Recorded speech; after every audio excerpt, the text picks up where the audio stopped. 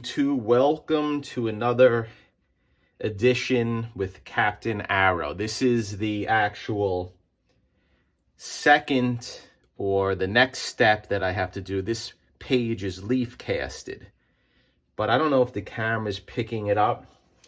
There are some areas that do have residue, like right here. Let's see if I can focus in so you see. It does have residue from the leaf casting. So the way I remove it is right here. I have water. I have water, plain water, and a rigid, flat artist brush. So all I do is I dip the paintbrush in water, and then what we do is we clean the residue of the leaf casting so we have a straight line, just like this. And that's all that it takes to remove the leaf casting.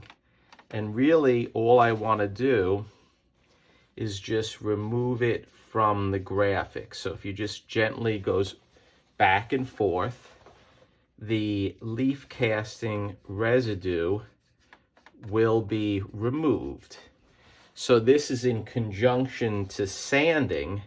We don't want to sand the graphics, but we do want to use just plain water, and we make sure we clean our brush with a paper towel to remove the paper pulp. And then after I'm done cleaning the graphics, or just at least making the residue of the leaf casting nice and straight on the graphics, it makes a better product. When I'm done with this, cleaning the graphics, what I will do is I will cold press the page, because if you do leave water on it, it does ripple the page itself.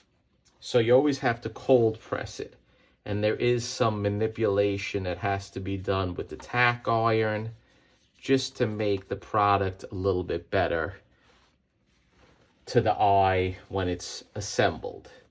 So this will be done on each one of the inner wraps, removing and cleaning the paper pulp.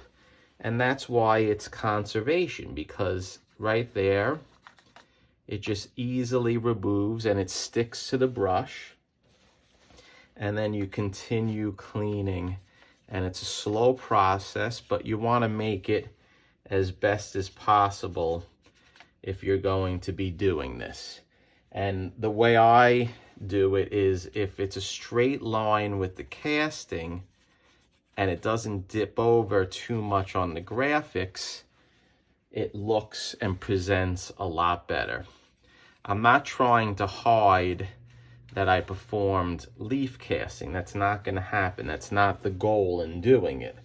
The goal is to try to have a product that is clean as possible, and you really don't want to have little paper pulp pieces on the graphics.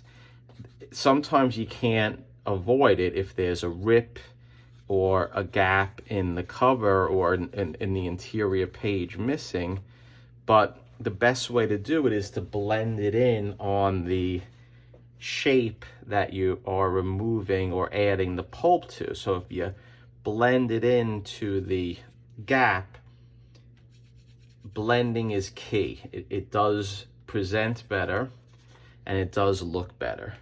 So I'll continue doing this for each page, but I just wanted to do a quick upload showing what I do in order to make the product a better product for the customer, because we know Mike wants things as best as possible, and I want to give Mike things as best as possible. So that's it, guys. That is the second to last stage in doing this book. So next what we're going to do is we're going to start forming the spine and making the holes for the staples. And then we're going to get into the process of putting the book back together.